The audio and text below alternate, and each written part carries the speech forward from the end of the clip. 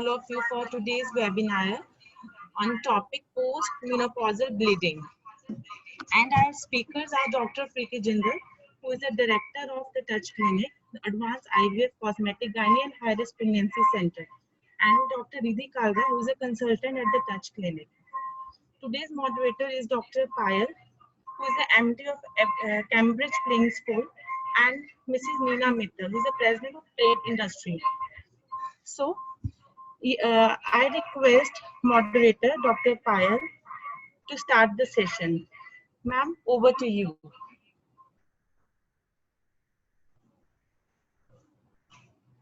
Hello, ma'am. Hello. Thank you so Yes, much, ma'am. Aanchal. Good afternoon, everyone. Yes, Dr. Payal. Please share your screen first. Okay. Just a moment.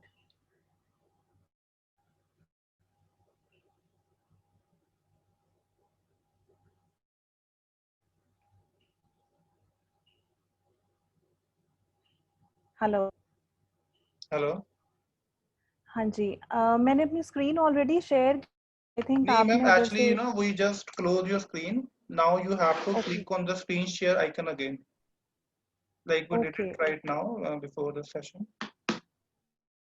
Okay okay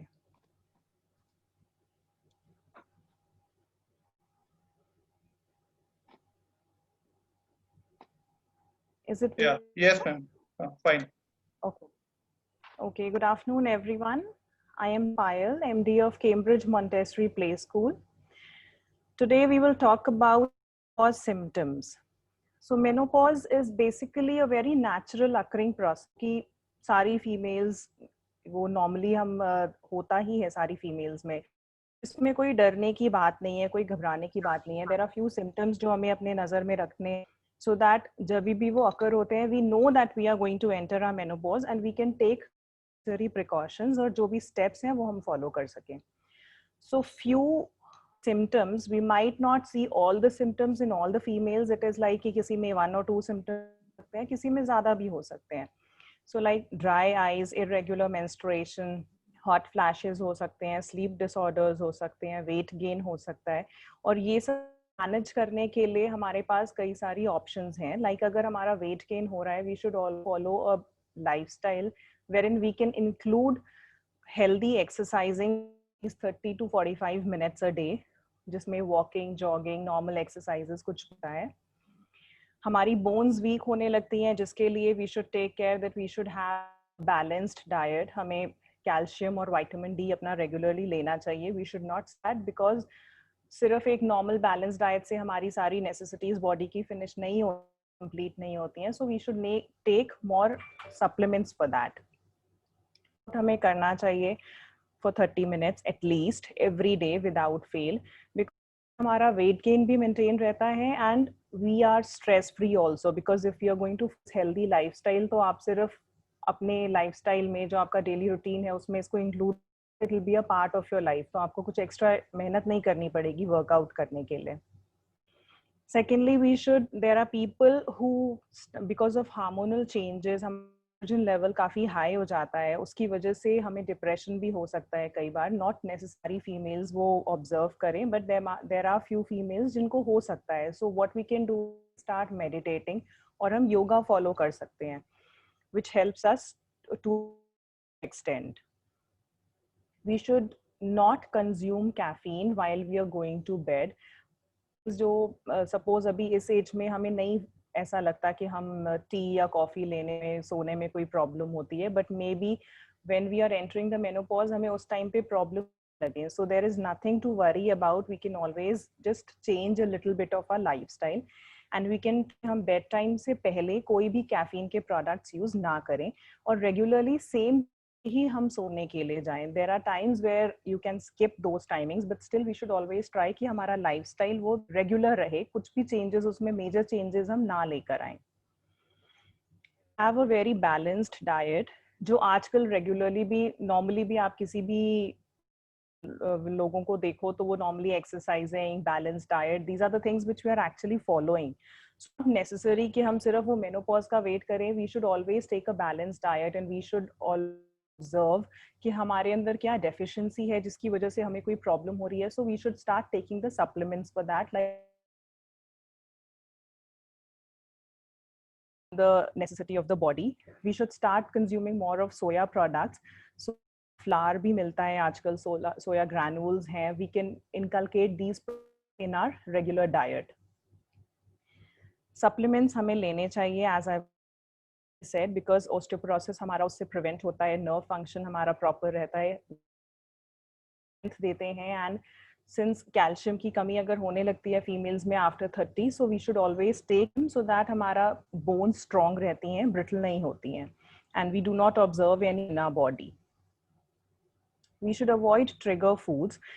अब suppose throughout the life we were having tea and coffee और हमें कुछ भी problem नहीं हुआ, but ऐसा नहीं है कि उस आने के बाद, मेनोपॉज पे आने के बाद हमें वो प्रॉब्लम्स देने लगे, तो हमें उससे डरने की जरूरत नहीं है. There might be food like wine, vinegar, spicy foods, alcohol. ये सब may be avoid करना पड़ जाए. We should stop smoking a lot because वो हमारे stress करेगा. Before going to the bed, we should try that we can lavender bath. If not, then we can just have sip a chamomile tea. Before going to bed, बहुत ही regular चीज़ है जो आजकल हमें सभी लोग advise करते हैं, that we should not watch television, we should not more time on the screens like our mobile phones and laptops because they hinder our sleep orders. So we should always try कि हम अपना ये screen time avoid दें सोने से पहले. We should do a little bit of exercise before sleeping, roll your shoulders, move your arms so that you feel a little relaxed.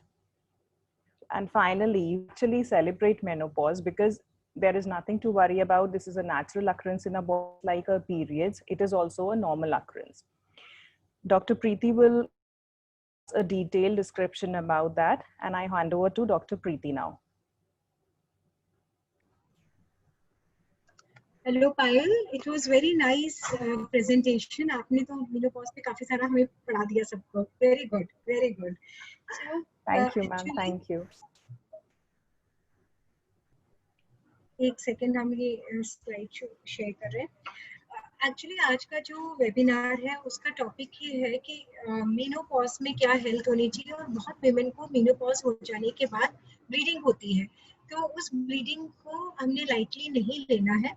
But before that what I am going to tell you now is about the changes which happen in menopause. Payal ने काफी सारे आपको general as a general women क्या क्या changes होते हैं, क्या क्या प्रिकॉशंस लेने होते हैं, वो आपको बताया है. Now I will tell you something medically related changes.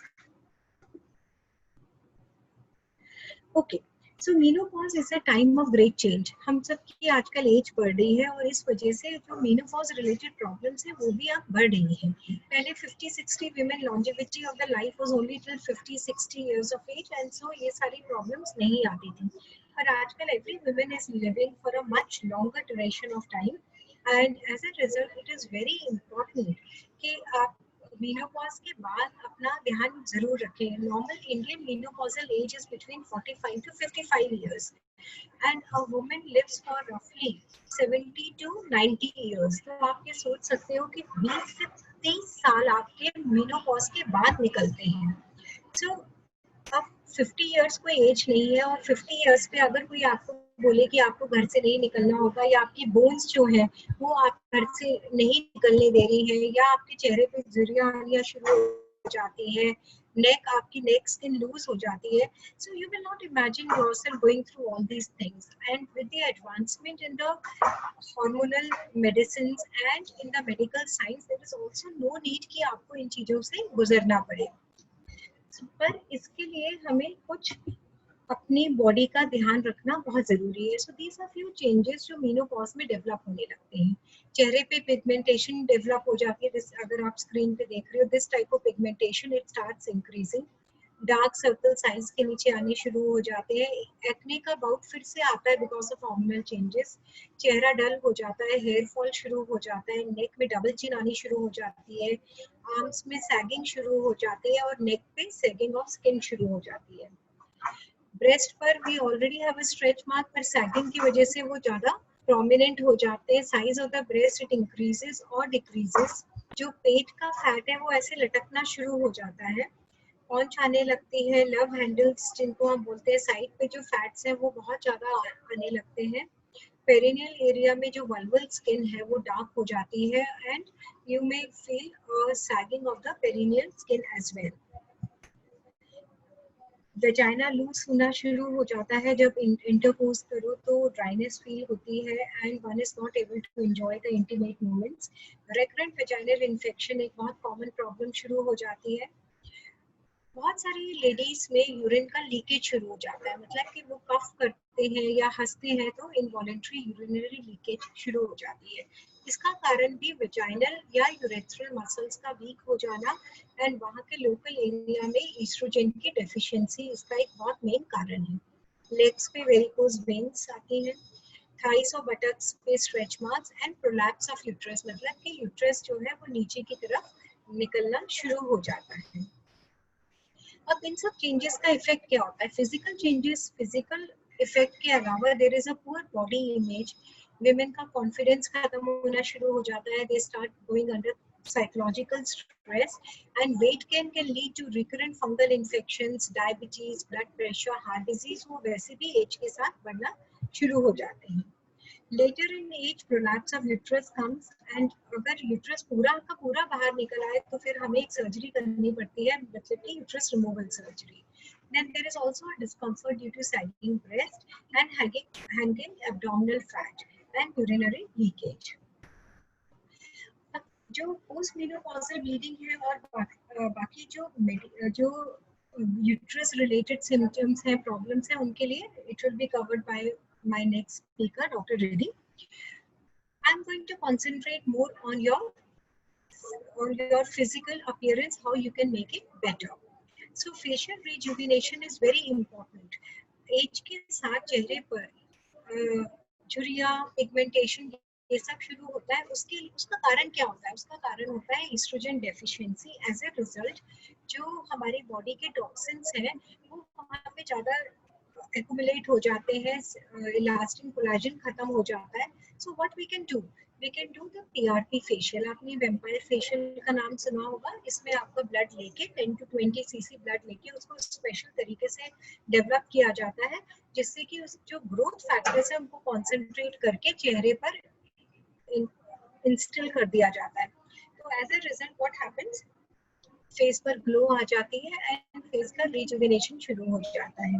Now one thing has to be very carefully understood that PRP facial जो है वो कहीं पर भी जाके नहीं करवाना है, क्योंकि ब्लड से आपके चेहरे पे निडलिंग हो रही है। तो जो एक्सपर्ट्स हैं only those people should do it, otherwise transmission of hepatitis B, HIV, hepatitis C can take place. Then we can also provide thread lift से सैगिंग स्किन जो है उसको हम पिकअप कर देते हैं। दूसरा, there is a procedure known as HIFU, high intensity focused ultrasound. ये 10 मिनट का प्रोसीजर होता है, टोटली पेनलेस होता है और उससे abdominal, facial, neck skins they can be tightened and it's totally painless, just 10 minute लगते हैं और उसके कोई साइड इफेक्ट्स भी नहीं होते हैं। So PRP, how does it act? It acts by stimulating, इसको hair पे भी जैसे baldness आती है तो we can do PRP of the hair follicles and it stimulates hair growth.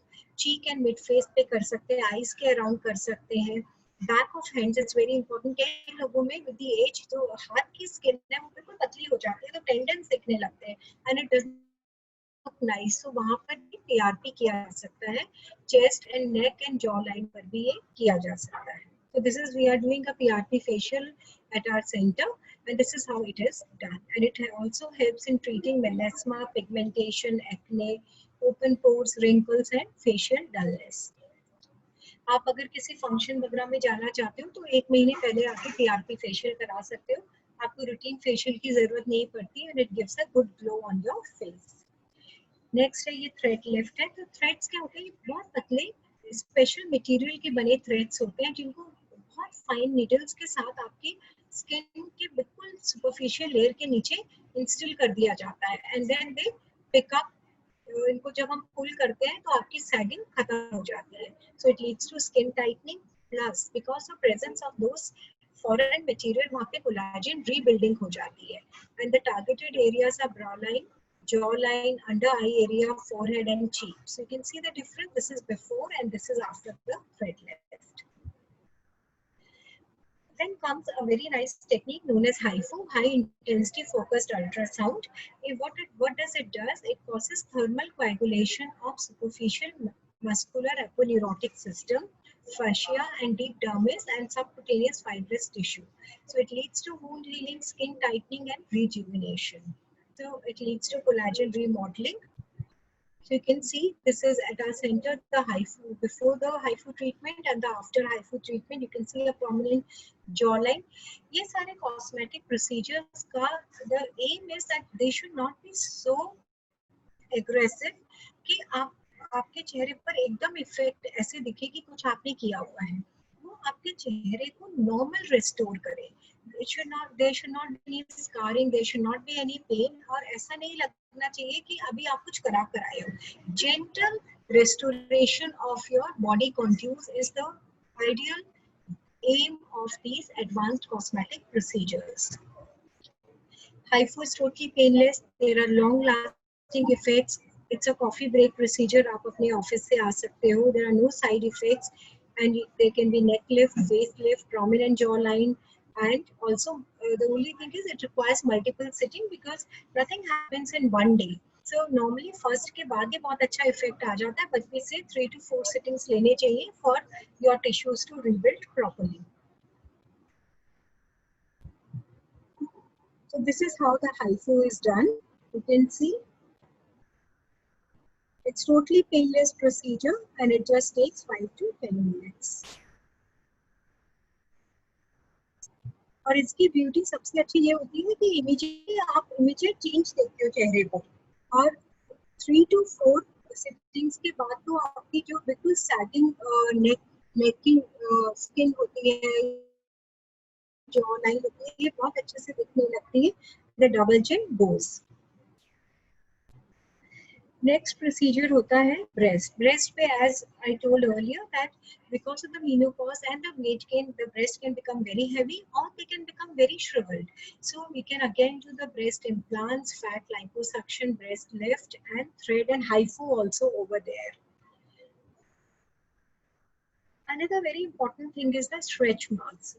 As the skin starts becoming loose, there is breakage of elastin and collagen. So carboxy therapy is a very advanced therapy which can be used for the stretch marks. We can also do laser, PRP. At the same time, it is very important that proper vitamin supplementation and sun protection is used for the long-lasting effects. So this is covered as carboxy therapy. It is infusion of CO2 into the skin to increase circulation and collagen production. This procedure originated in France in 1932. North India, we are first ones to start it.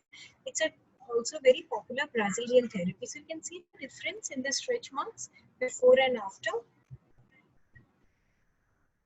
So this is how the carboxy therapy is done. Again, it is not very painful procedure. In fact, उसके पहले हम वो local लगाते हैं और उससे pen नहीं होता. Very easily tolerated. So this is how the carboxy therapy is being done. Even for the loose skin and cellulite जो एज के साथ यहाँ पे ऐसे डेवलप होना शुरू हो जाता है, उसके लिए we can do HIFU and the carboxy therapy. So thigh reshaping, sagging abdomen, but everything these procedures won't do. It's very important that you have to follow a strict diet regime. मतलब कि अगर आप ये सब कुछ करने के बाद फिर से अपने excessive eating habits पर आ जाओगे तो फिर इन टेक्निक्स का कोई फायदा नहीं रहेगा. So exercise is very important and isometric exercises are very important for the bone after menopause. And diet is also very important. Now I come to a very important thing that is known as the loose vaginal vaginal rejuvenation. With menopause, vagina becomes very dry. There is again and again itching starts happening. Urinary leakage होना शुरू हो जाता है. बार-बार infections होने शुरू हो जाते हैं. बहुत वीमेन आती हैं, वो बोलती हैं कि हमें यूरिनरी इन्फेक्शंस हो रहे हैं बार बार. एक्चुअली वो यूरिनरी इन्फेक्शंस नहीं होते. It is dryness because of the estrogen deficiency. And जो यूरिन का लीकेज होता है, that is stress urinary incontinence, क्योंकि आपकी ब्लैडर की कैपेसिटी भी कम हो रही है और आपका पूरा एरिया लूज हो चुका होता है. तो उसके लिए what we can do a very advanced procedure known as laser vaginal rejuvenation. We were the first one to introduce laser vaginal rejuvenation in this North India. It's a very high-end procedure, or again it is a great procedure. Minute लगते हैं. And ये वो machine है जिसको हम use करते हैं, Femilift. This is the probe. इसको वेजाइना में इंसर्ट करते हैं and the probe goes inside, comes out. 3 sittings हम करते हैं महीने में. एक सिटिंग, और 3 सिटिंग के बाद ही ऑलमोस्ट 9th में आ जाता है. Second procedure which we do at our center is the Emsella chair. We were the first one in India to introduce Emsella. इस चेयर पे आपको से बैठना होगा और आधे घंटे की थेरेपी होती है. It gives highly focused electromagnetic vibrations to your pelvic area. इसके 6 sittings we say you should take 6 sittings, और उसमें भी 80 to 90% या उससे ज़्यादा रिलीफ आपकी incontinence में आ जाता है. Then we can do PRP, HIFU and carboxytherapy for the urinary incontinence. In fact, we were the first one in India actually to introduce non-invasive techniques for the stress urinary incontinence. So CO2 laser जो है वो collagen rebuild करता है.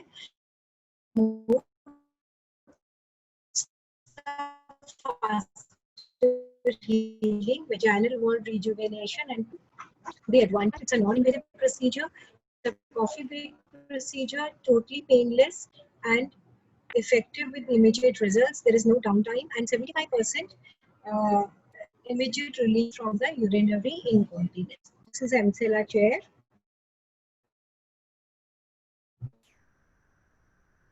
For the age, also the vagina becomes dry, and during intimate moments one is not able to feel that same time. के लिए G spot repair कर सकते हैं, laser कर सकते हैं, PRP कर सकते हैं, and also vaginal tightening and vulval whitening can be done.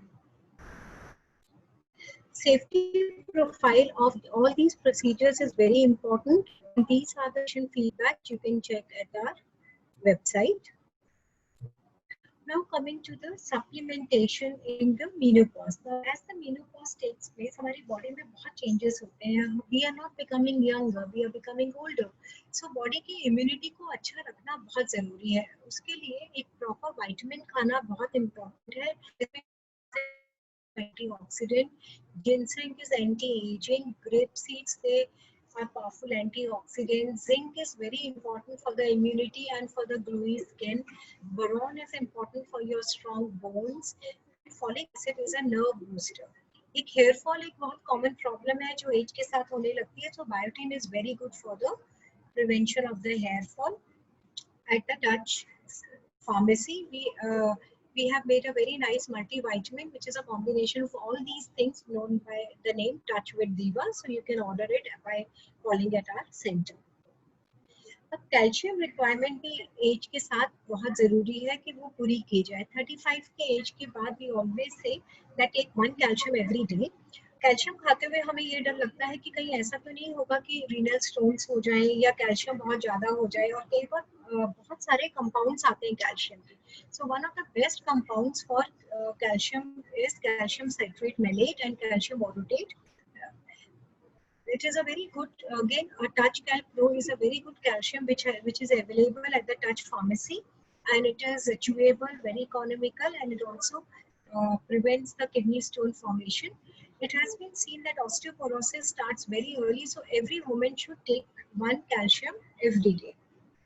So wishing you all the best, and Touch designs not only Diva moms but also Diva, you stay Diva throughout your life.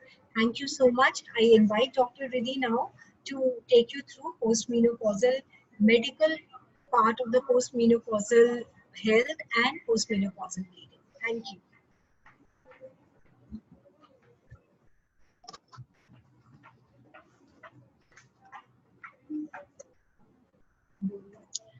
Good afternoon, everyone. Today I'll try to cover about menopause. कि menopause होता क्या है, उसमें क्या क्या changes आते हैं हमारी body के अंदर, plus कुछ danger signs जिनके बारे में हमें पता होना चाहिए after menopause, right?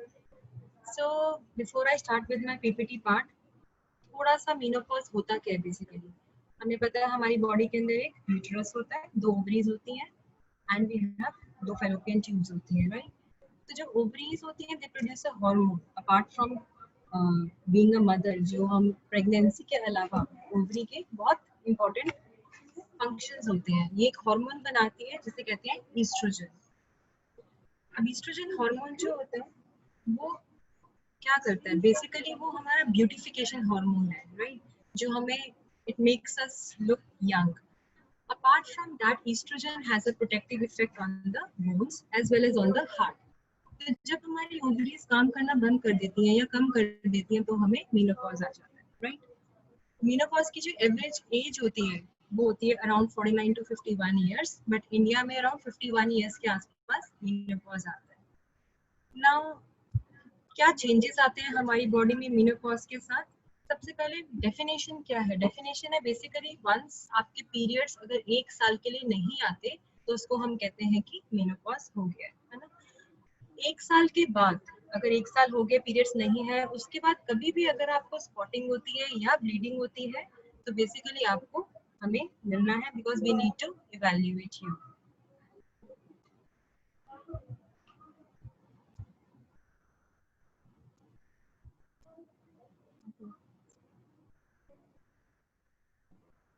सो मेनोपॉज कैसे आता है? एक तो नेचुरल वे है जिसमें क्या होता है कि हमारी ओवरीज जो है वो विद एज फंक्शन करना स्टॉप कर देती हैं।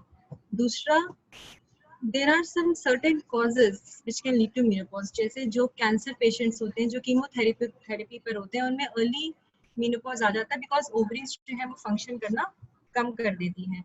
दूसरा, किसी भी कारणवश अगर हमारी ओवरीज निकाल दी गई हैं, अगर हमारी हिस्टेरेक्टमी हुई है, साथ में हमने ओवरीज भी रिमूव कर दी हैं, तो it can also lead to menopause.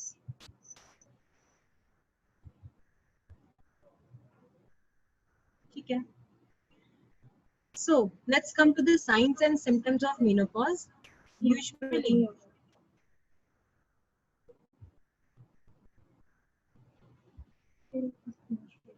Screen sharing मेरे ख्याल से हो नहीं रही है, तो वी आर ट्राइंग। एक बार आपको स्क्रीन पे स्लाइड्स दिखने लग जाएंगी तो आपके लिए भी इजी हो जाएगा। Ma'am, you can download this PPT first in your system and then you can start sharing the screen.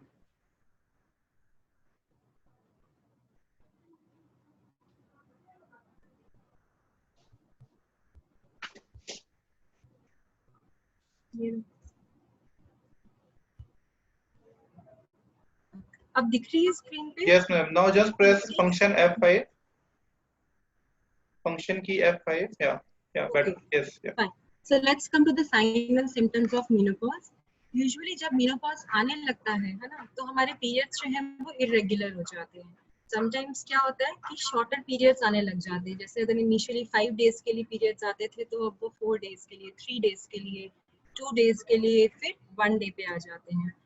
कई बार patients में क्या होता है कि इरेगुलर ब्लीडिंग शुरू हो जाती है और वो लॉन्ग हो जाती है, जैसे 10-10 दिन तक, 15-15 दिन तक पीरियड्स आते रहते हैं। So it depends upon your body. और समटाइम्स क्या होता है कि बहुत हैवी पीरियड्स आते हैं, क्लॉट्स पास होना शुरू होते हैं। यूजुअली 40 to 45 इयर्स की एज में ये प्रॉब्लम 90% फीमेल्स में आती है, और ये सिंपल बेस्ट पार्ट ये है कि मेडिकल ट्रीटमेंट से ये ठीक हो जाती है। और समटाइम्स क्या होता है कि 2 महीने हो गए, 3 महीने हो गए और वो पीरियड्स स्किप हो जाते हैं, और फिर 3 महीने के बाद अचानक से ब्लीडिंग शुरू हो जाती है। तो सबसे पहला साइन जो आता है मेनोपॉज का वो होता है इरेगुलर पीरियड्स, और फाइनली पीरियड्स कम होते होते बंद हो जाते हैं। इसके साथ और भी बॉडी में क्या चेंजेस आते हैं? एक आता है वेजाइनल ड्राइनेस। अब ये ईस्ट्रोजन हार्मोन जो होता है ये भी वेजाइना की जो स्किन होती है वहाँ पे बहुत सारे ग्लैंड्स होते हैं जो कि वो सिक्रीशंस बनाते हैं, हमारे वेजाइना को लुब्रिकेटेड रखते हैं। जैसे जैसे ईस्ट्रोजन की डेफिशिएंसी होती है वो सिक्रीशंस जो है वो ड्राई अप होना शुरू हो जाता है, तो वेजाइनल ड्राइनेस हो जाती है। दूसरा, हॉट फ्लैशेस बहुत कॉमन है ये चीज भी। इसमें क्या होता है कि अचानक से ठंडे पसीने आना शुरू हो जाते हैं, बहुत ज्यादा गर्मी लगती है, पसीना आना शुरू हो जाता है, आपको ऐसा लगता है कि बस मुझे एसी में जाना है या मुझे फैन के सामने आना है. So it is again a symptom of estrogen deficiency. Night sweats होना शुरू हो जाते हैं. नाइट स्वेट्स में क्या होता है, सोते सोते अचानक से नींद खुल जाती है और बहुत ठंडे पसीने आते हैं. देन स्लीप प्रॉब्लम्स आती हैं, आपकी स्लीप ड्यूरेशन कम होना शुरू हो जाती है, रात को नींद आने में मुश्किल होती है. लॉस ऑफ लिबिडो, आपका रिलेशंस करने का दिल नहीं करता, अपने पार्टनर के टुवर्ड्स थोड़ा सा एवर्जन शुरू हो जाता है, वो बिकॉज जो ईस्ट्रोजन हार्मोन है वो हमारी बॉडी में कम होना शुरू हो जाता है. मूड स्विंग्स आना शुरू हो जाते हैं, छोटी छोटी बातों पे गुस्सा आता है, कॉन्सेंट्रेट करने में प्रॉब्लम आती है, थकावट महसूस होती है. ये सब सिम्टम्स हैं मेनोपॉज के. एक और बहुत इंपॉर्टेंट सिम्टम आता है वेट गेन. पेशेंट्स आते हैं हमारे पास कि जब से मेनोपॉज हुआ तब से मेरा वेट नहीं कम हो रहा. वेट क्यों नहीं कम हो रहा? बिकॉज एज के साथ साथ हमारी जो डाइट रिक्वायरमेंट है वो कम हो जाती है. तो मेनोपॉज में हमें ज्यादा खाने की जरूरत नहीं होती, बट हम उतना ही खाना खाते हैं जितना हम पहले खाते थे. प्लस हमारा फिजिकल एक्टिविटी जो है वो अगर नहीं है, कोई आप एक्सरसाइज नहीं कर रहे हो, कोई वर्कआउट नहीं कर रहे हो, तो वेट गेन 90% फीमेल्स में होता है आफ्टर मेनोपॉज. जैसे मैम ने पहले आपको बताया है कि इसमें थिनिंग ऑफ हेयर होना शुरू हो जाती है, स्किन ड्राई हो जाती है. सो ये भी एक नेचुरल साइंस है मेनोपॉज के. लॉस ऑफ ब्रेस्ट फुलनेस, जो ब्रेस्ट का साइज है वो भी कम आना शुरू हो जाता है. सो ये कुछ सिम्टम्स हैं. कईयों को यूरिनरी प्रॉब्लम्स आना शुरू हो जाती होती हैं, बारी बारी यूरिन जाना पड़ता है, बारी बारी यूटीआई होते रहते हैं, यूरिनरी इन्फेक्शंस होती रहती है. तो जो बारी बारी यूरिनरी इन्फेक्शंस हो रही हैं वो भी किस लिए हो रही हैं? बिकॉज मैंने आपको सबसे पहले स्लाइड में बताया था कि हमारी वेजाइनल ड्राइनेस हो जाती है. तो जो हमारी एपिथेलियल लाइनिंग है उसका प्रोटेक्टिव मैकेनिज्म जो है वो खत्म होना शुरू हो जाता है. तो रिपीटेड इन्फेक्शंस होना शुरू हो जाते हैं. अब मेनोपॉज को डायग्नोज कैसे किया जाए, हमें कैसे पता चले कि मेनोपॉज आया भी है कि नहीं? तो उसके लिए एक सिंपल सा टेस्ट होता है FSH. आप हमारे पास भी आते हैं तो हम आपका ये टेस्ट करा कर देखते हैं. और अगर आपके FSH लेवल्स बहुत ज्यादा हैं, जैसे 40 से ज्यादा हैं, तो हम आपको बोलते हैं कि मेनोपॉज नियरली आने लगा है. और अगर बहुत लो आते हैं, जैसे 3, 4, 10 आ रहे हैं, तो इट मीन्स कि अभी हमारे पास टाइम है, अभी मेनोपॉज नहीं आया. अब मेनोपॉज में ट्रीटमेंट क्या है? बेसिकली मेनोपॉज में एज सच ट्रीटमेंट की जरूरत नहीं है. जो भी हम आपको ट्रीटमेंट देते हैं वो सिम्टोमेटिक रिलीफ के लिए होता है. किसी को हॉट फ्लैशेस की प्रॉब्लम है उसके लिए ट्रीटमेंट किया जा सकता है, किसी को वेजाइनल ड्राइनेस है उसके लिए बहुत अच्छी क्रीम्स हैं. बट अगर आप पूछो मेनोपॉज का क्या ट्रीटमेंट है, तो मेनोपॉज में ट्रीटमेंट की जरूरत है ही नहीं. तो ट्रीटमेंट में आता है, एक तो होती है HRT, आपसे सुना होगा, हार्मोनल रिप्लेसमेंट थेरेपी. HRT के बहुत बेनिफिट्स हैं, बट यस HRT किस में देनी है किस में नहीं देनी, we have to be very careful. जैसे जिसमें ऑलरेडी हिस्ट्री है DVT की. DVT क्या होता है? जिनमें ब्लड गाढ़ा होने की या लेग्स में वेरिकोज वेन्स होती हैं, उनमें हम HRT नहीं देते. कोई कैंसर की हिस्ट्री है उसमें HRT नहीं देते. हार्ट पेशेंट्स हैं, इसमें हमें इवैल्यूएट करना पड़ेगा कि HRT देनी है कि नहीं देनी. तो अगर हम इन सबको निकाल दें जिनमें नहीं दे सकते, otherwise HRT has got beneficial effect, specially जो मूड स्विंग्स हैं, हॉट फ्लैशेस हैं. और ईस्ट्रोजन का एक और बेनिफिट इफेक्ट है हमारी बोन्स के ऊपर. जैसे जैसे ईस्ट्रोजन की डेफिशिएंसी होती है, फ्रैक्चर्स के इंसिडेंस बढ़ जाते हैं. तो ईस्ट्रोजन जो है वो बोन्स में से कैल्शियम लॉस नहीं होने देता. प्लस ईस्ट्रोजन का प्रोटेक्टिव इफेक्ट होता है हमारे हार्ट के ऊपर. तो देखा गया है कि मेनोपॉज के बाद फीमेल्स में हार्ट अटैक्स के इंसिडेंस बढ़ जाते हैं. क्यों बढ़ते हैं? जब तक ईस्ट्रोजन हार्मोन है वो कार्डियो प्रोटेक्टिव है. तो बेसिकली हाँ, वेजाइनल ईस्ट्रोजन क्रीम्स आती हैं, बहुत अच्छी क्रीम्स होती हैं जिनमें वेजाइनल ड्राइनेस है, बारी बारी UTI हो रही हैं, आप बारी बारी आते हो कि हमें यूरिनरी इन्फेक्शन हो रही है, तो हम आपका यूरिन टेस्ट कराते हैं, कल्चर कराते हैं और उसमें कुछ भी नहीं आता. तो ये जो ट्रीटमेंट है इसका वो सिंपल ईस्ट्रोजन क्रीम से ही ट्रीट हो जाता है, उसमें हमें एंटीबायोटिक्स देने की जरूरत नहीं है. और बहुत अच्छी क्रीम्स आती हैं जिनको बहुत छोटी सी स्मॉल क्वांटिटी में आपको वेजाइना के आसपास अप्लाई करना पड़ता है. हॉट फ्लैशेस के लिए भी HRT हेल्पफुल है. HRT के साथ साथ जो आप कर सकते हैं वो आप खुद ऑब्जर्व करें कि आपको हॉट फ्लैशेस कब होते हैं. किसी किसी को गर्म चीज लेने से हो जाते हैं हॉट फ्लैशेस, जैसे कॉफी से या चाय से. किसी किसी को स्पाइसी फूड से होते हैं, किसी को कैफीन से होते हैं, अल्कोहल से होते हैं, किसी किसी को स्ट्रेस से होते हैं. जब आपको बहुत कोई स्ट्रेसफुल एपिसोड होता है तो हॉट फ्लैशेस होते हैं. किसी किसी को हॉट वेदर से होते हैं. So you have to realize कि वो क्या ट्रिगरिंग इवेंट्स हैं जिससे हॉट फ्लैशेस होते हैं और आप उनको हमेशा अवॉइड कर सकते हैं. Try to get enough sleep though it is difficult. जैसे जैसे एज बढ़ती है हमारी स्लीप जो है वो कम होना शुरू हो जाती है, but you should try to get to sleep early. रात को कैफीन वगैरह अवॉइड करें और जो भी आपकी हॉबीज है, नॉवल पढ़ना आपको अच्छा लगता है, म्यूजिक सुनना अच्छा लगता है, कुछ रिलैक्सेशन टेक्निक्स आपको अच्छी लगती हैं, उनको फॉलो करें. और एक और एडवाइस मैं दूंगी कि दिन में आप अपने आप को फिजिकली एक्टिव रखें. जितना आप दिन में काम करेंगे, अगर आप एक्सरसाइज कर रहे हैं, वर्क, अगर आप वॉक के लिए जा रहे हैं शाम में, जितनी आपको थकावट होगी तो रात में नींद अच्छे से आएगी. रिलैक्सेशन टेक्निक्स प्रैक्टिस करें. मिसेस पायल ने भी स्टार्टिंग में बोला था कि योगा कर सकते हैं, अच्छा म्यूजिक सुन सकते हैं, रीडिंग कर सकते हैं, जो भी आपकी हॉबीज है उसको आप फॉलो कर सकते हैं. सो ट्राई, मसाज ले सकते हैं in fact. So try to relax yourself.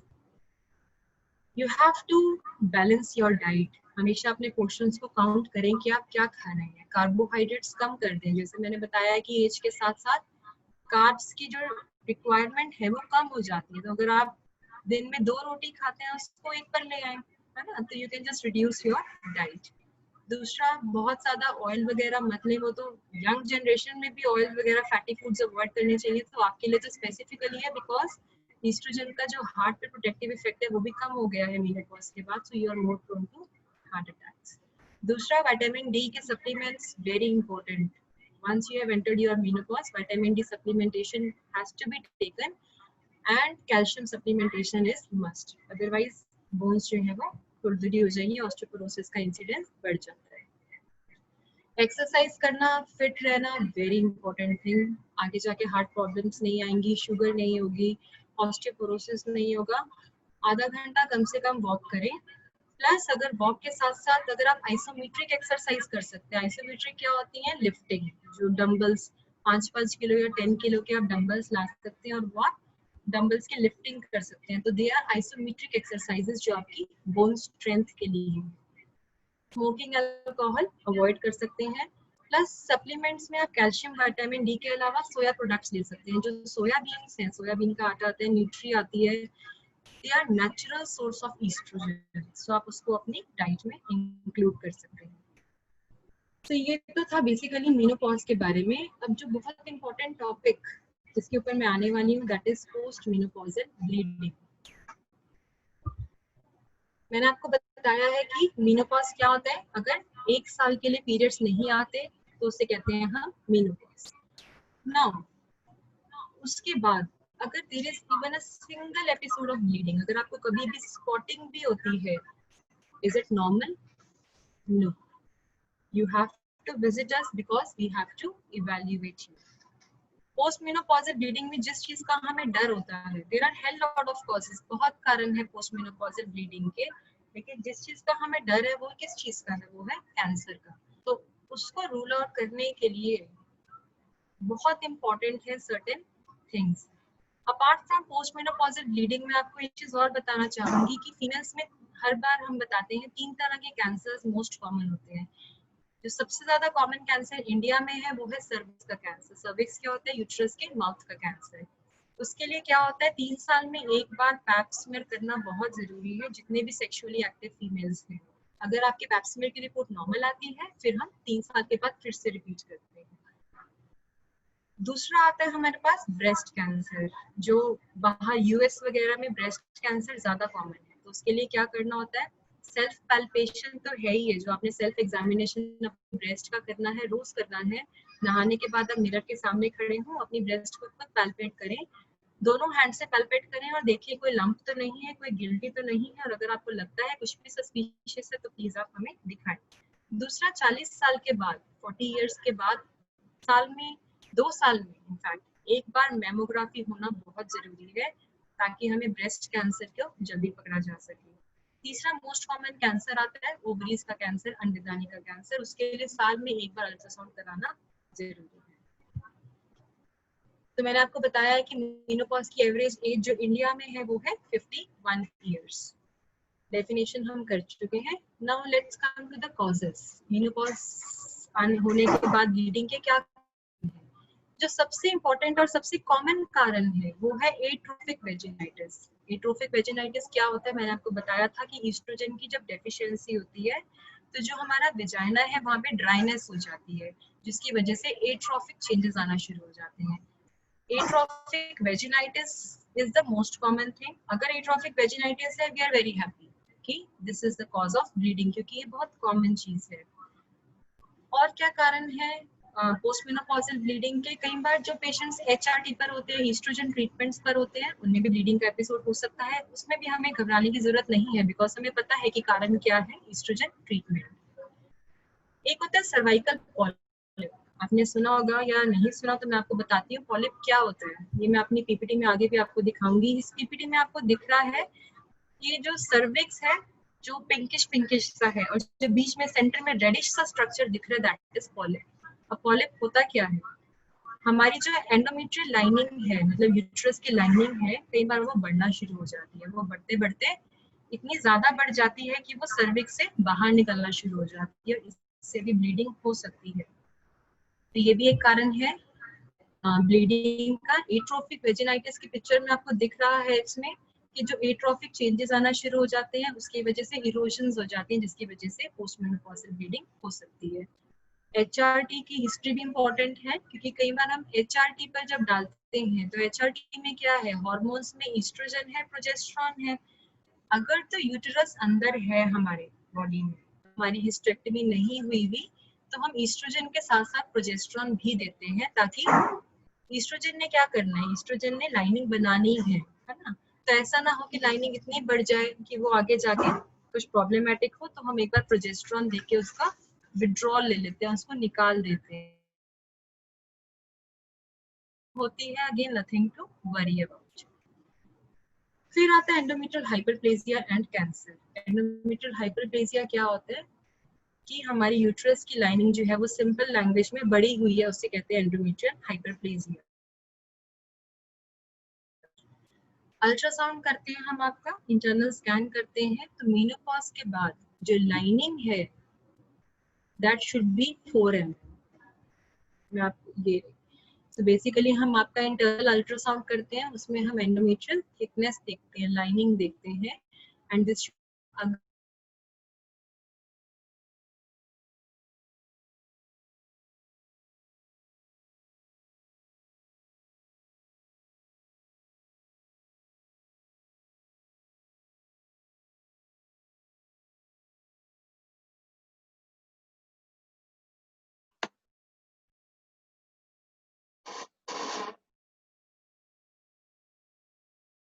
Ma'am, you are muted.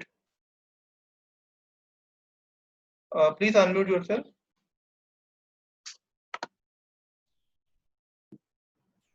अब ऑडिबल हूँ मैं?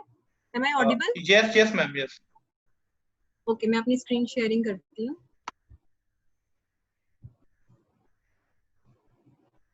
स्क्रीन शेयरिंग हो रही है, देखना, 1 मिनट बुलाना।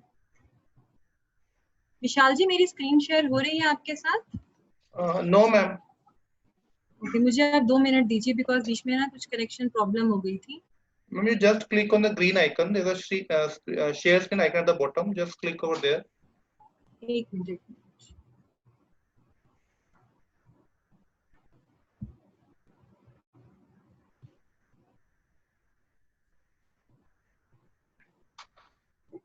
स्क्रीन शेयरिंग करना।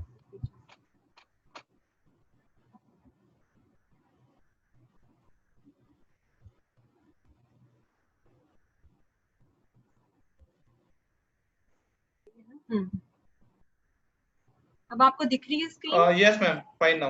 Okay, fine. तो मैंने आपको बताया था कि अगर हम शुरू से एक बार मैं फिर से आपको बताती हूँ, बीच में थोड़ा सा डिस्कनेक्ट हो गया था।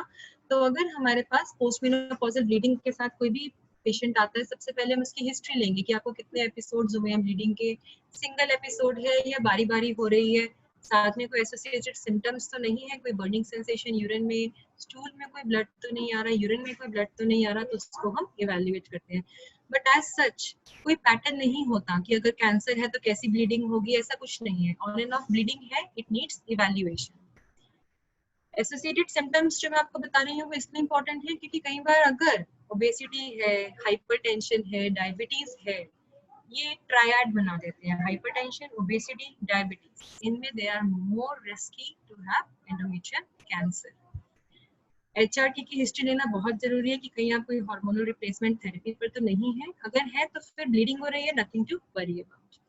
फिर आते हैं हम एग्जामिनेशन पे। तो बेस्ट जो एग्जामिनेशन होता है वो हम भी यहाँ पर करते हैं, दैट इज इंटरनल एग्जामिनेशन। स्पेक्युलस से हम देखते हैं, ये स्पेक्युलम है, इससे हम आपके सर्विक्स को देखते हैं। राइट साइड पे आपको दिखेगा कि वो ओरिजिनल पिक्चर है सर्विक्स की, कि कोई सर्विक्स पे ग्रोथ तो नहीं है, कोई पॉलिप तो नहीं है। जैसे मैंने आपको बताया था कि पॉलिप है तो फिर it needs to get removed. उसके बाद हम आपका internal examination usually not required, but जहाँ पर अल्ट्रासाउंड फैसिलिटीज नहीं होती वहाँ पर हम इंटरनल एग्जामिनेशन करके सिर्फ यही देखते हैं कि यूट्रस का साइज कैसा है, वो पोस्ट मेनोपॉजल साइज मतलब छोटा सा है या बड़ा है। फिर हम पैप स्मीयर यूजुअली सबका लेते हैं, हमारे पेशेंट्स का हुआ हुआ होता है, जिनका नहीं भी हुआ हुआ आपको बताना चाहिए। मैंने बताया है कि 3 साल में एक बार पैप स्मीयर होना जरूरी है कैंसर सर्विक्स के लिए। अगर पैप स्मीयर में कुछ भी सस्पिशियस चीज आती है या हमें सर्विक्स पर जब हम एग्जामिन कर रहे हैं हमें कुछ भी सस्पिशियस लगता है, नेक्स्ट स्टेप आता है बायोप्सी। तो हम सर्विक्स से छोटा सा पीस लेके जांच के लिए भेज देते हैं कि कोई कैंसर सर्विक्स की शुरुआत ना हो रही। अल्ट्रासाउंड साल में एक बार कराना जरूरी है, बिकॉज ओवरीज का कैंसर डायग्नोज तभी होता है जब बहुत लेट स्टेज होती है। प्लस लेट स्टेज ओवरी के कैंसर के बाद जो सर्वाइवल रेट है वो बहुत कम है, तो उसको डायग्नोज करने का एक तरीका है, वो है अल्ट्रासाउंड कराएं। प्लस अल्ट्रासाउंड पे हम आपकी एंडोमेट्रियल लाइनिंग देखते हैं, अगर वो 4 mm से ज्यादा है तो हम आपको एडवाइस करते हैं कि हम आपका पीस टेस्ट लेंगे। अब पीस टेस्ट लेने के बहुत तरीके हैं, बट जो गोल्ड स्टैंडर्ड है वो है hysteroscopy, hysteroscopic guided endometrial biopsy. अब ये हिस्ट्रोस्कोप क्या होता है? Doctor Preeti was the first one two start office hysteroscopy in tri city. Office hysteroscopy में क्या करते हैं, पतला सा इंस्ट्रूमेंट है, ये आपको दिख रहा है यहाँ पर, इससे हम क्या करते हैं आपके यूट्राइन कैविटी के अंदर इंसर्ट करते हैं इस तरह से, और विजुअलाइज करते हैं हमारी यूट्राइन कैविटी को, अंदर से देखते हैं कि कैविटी कैसी है।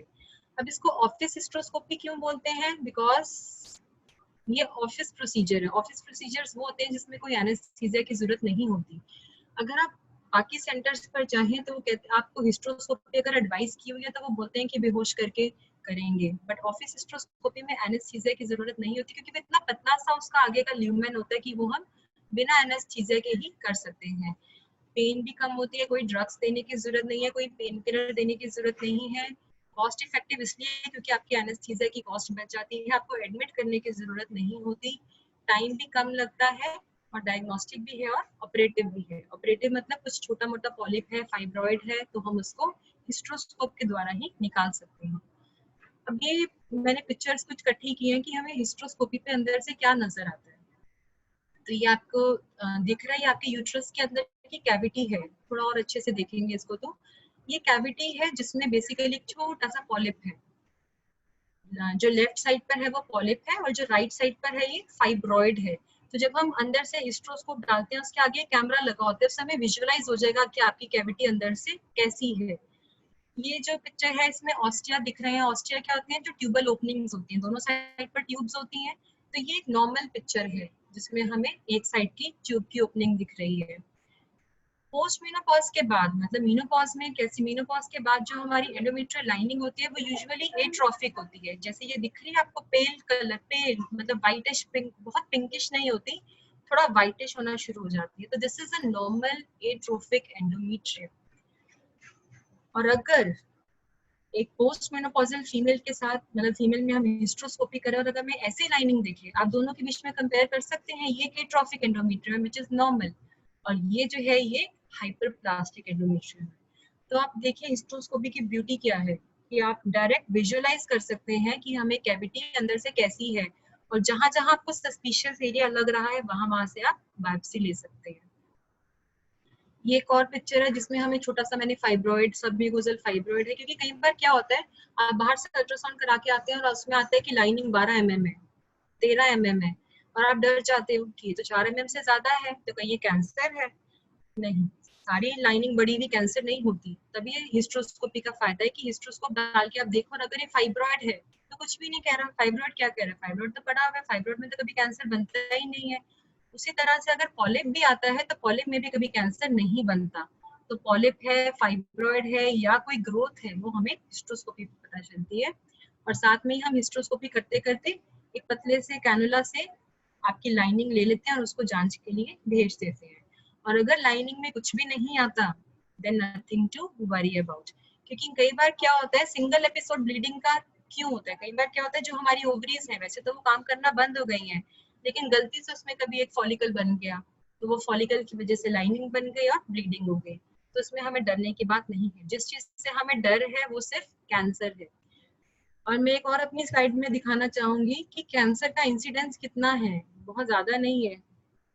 ये स्टार्टिंग की स्लाइड थोड़ी सी मिस हो गई थी, ये देखिए। जो मोस्ट कॉमन कारण है, साइड में परसेंटेज भी दी हुई है, वो है एट्रोफिक वेजिनाइटिस, और कैंसर का इंसिडेंस सिर्फ 10% है। तो पोस्ट मेनोपॉजल ब्लीडिंग में 10% इंसिडेंस है कैंसर का, 90% कैंसर नहीं होता, बट वो 10% को पकड़ना भी it's a big thing. So that is why single episode of post menopausal bleeding needs evaluation. So summarize करने के लिए बस यही है बेसिकली कि अगर विजाइनल एट्रोफी की वजह से ब्लीडिंग हुई है तो कुछ भी नहीं है, सिंपल एस्ट्रोजन क्रीम्स लगा सकते हैं। अगर पॉलिप है तो उसको हिस्ट्रोस्कोपिकली रिमूव किया जा सकता है। अगर हाइपरप्लेजिया आता है, हाइपरप्लेजिया मतलब लाइनिंग बड़ी हुई आई है, तो बेसिकली उस लाइनिंग को एक बार तो हम निकाल देते हैं, उसके बाद हम मायरीना की ऑप्शन भी आपको देते हैं, या तो हम आपको हार्मोनल पिल्स पे डाल देते हैं, या बड़ी अच्छी सी एक copper T, it's not a copper T की तरह दिखती है बट दैट इज मायरीना। मायरीना क्या होती है, वो कॉपर टी की तरह होती है, लेकिन जो हॉर्मोन्स आप मुंह से खा रहे हैं वो लोकली रिलीज करती रहती है वहां पे। तो इसको भी हम आपके यूट्रस के अंदर इंसर्ट कर देते हैं। बेसिकली मायरीना तब बेनिफिशियल है अगर मेनोपॉज नहीं आया होगा। अगर 45 से 50 इयर्स की एज में बहुत ज्यादा ब्लीडिंग हो रही है तो मायरीना का ये फायदा तब होता है। मेनोपॉज के बाद मायरीना का कोई रोल नहीं है, बट ये सर अगर कैंसर आता है तो it has to be treated. So thank you. Basically ये जो लेक्चर था ये पोस्ट मेनोपॉजल ब्लीडिंग के ऊपर ही था, बट मैंने थोड़ा सा कैल्शियम वगैरह एंड जो मेनोपॉज में हमारे चेंजेस आते हैं वो भी कवर अप करने की कोशिश की है। सो अगर आपको कोई भी डाउट्स हैं, कुछ भी आप पूछना चाहते हैं तो आप टाइप कर सकते हैं, and then we can answer your queries.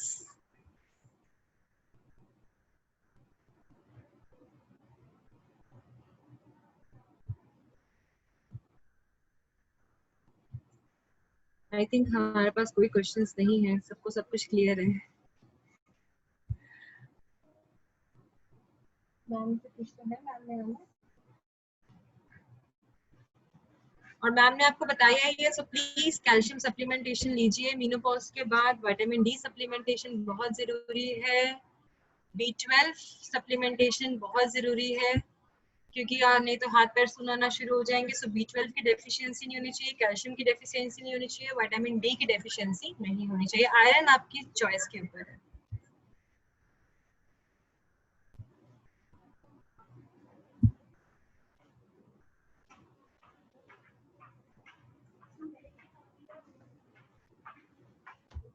I think थोड़े से क्वेश्चंस हैं, so ma'am can answer the questions. Hello, thank you Ridhi, it was very elaborate explanation and मुझे लगता है आप सब लोगों को बहुत फायदा हुआ होगा इससे। अच्छा, एक क्वेश्चन इसमें मुझे दिख रहा है जो डॉक्टर पायल ने पूछा है, when should we start taking calcium. I covered this in my lecture कि अगर कैल्शियम आपने लेना है तो every woman should take calcium after 35 years of age, 1 calcium every day. And अगर आप ब्रेस्ट फीडिंग हो तो you should take 2 calcium every day, roughly 1 gram, and lactation में 1 to 1.5 gram of calcium is required, and one should definitely take calcium. दूसरा, एक लोगों को लगता है कि अगर वो दही दूध ले रहे हैं तो कैल्शियम की जरूरत नहीं है, ऐसा बिल्कुल भी नहीं है, क्योंकि दही दूध लेने से भी आपकी रिक्वायरमेंट पूरी नहीं होती है कैल्शियम की। So 1 calcium tablet all should take. I hope you all must have enjoyed this session. हमारा एम इन सारे सेशंस में ये होता है कि हम आपको एक ओवरव्यू उस कंडीशन का दें जो बहुत कॉमनली लोगों को अफेक्ट करती है। और अब मैं आंचल को इनवाइट करती हूँ। Aanchal, she is the coordinator and she is the manager of the Touch clinic, और she has been very instrumental in organising these webinars. अगर आप लोग का कोई एडवाइस है या आपको कोई पर्टिकुलर टॉपिक कवर करना है तो आप हमें व्हाट्सएप कर सकते हो. We will try to cover that topic.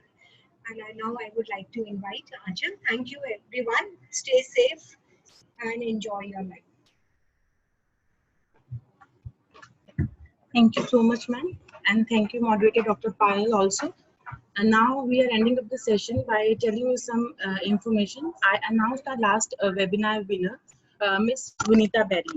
ये हमारे लास्ट वेबिनार के लकी ड्रॉ विनर थे और ये हमारे क्लिनिक में विजिट किया था इन्होंने, तो इनको हमने जो है गिफ्ट भी हैंड ओवर कर दी है. ये देखिए फोटो उनकी, right. And now the touch clinic services of touch clinic, we take all precautions for COVID-19. Consultation with prior appointments only. COVID testing is done prior to DV and any surgery.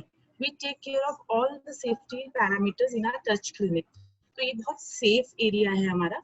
हमारे पास touch pharmacy की facility भी है. Home delivery of medicine are also available.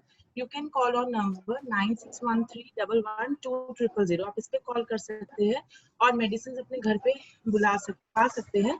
और आपको जैसे doctor प्रीति ने बताया है कि जैसे विद दीवा जो है हमारी खुद की मेडिसिन है और कैल्शियम हमारी खुद की है. आप वो भी ऑर्डर कर सकते हैं इस नंबर पे कॉल करके. और नीचे आ रहा है, हमारी वेबसाइट भी है. टच लैब है हमारी.